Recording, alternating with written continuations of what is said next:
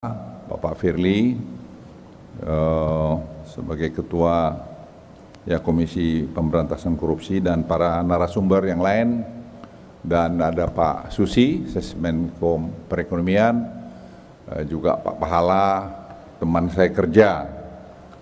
Saya ingin menyampaikan menjawab beberapa pertanyaan tadi mengenai kok kita membaik tapi kok turun ranking gitu. Tadi juga dengan Pak Ketua, Pak Firly, sebenarnya fungsinya ini kan KPK ini ada 3 kalau tidak clear ya. Tadi perbaikan sistem, kemudian pencegahan, penindakan itu terakhir.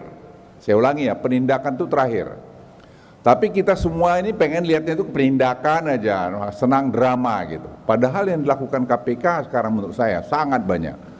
Tidak banyak yang tahu bagaimana program yang kita buat sekarang, digitalisasi di pelabuhan, digitalisasi Simbara, digitalisasi hampir semua, itu menghemat mungkin ratusan triliun.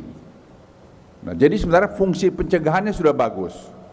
Fungsi penindakan ini, ya kalau makin kecil kan karena pencegahan bagus kan penindakan jadi berkurang.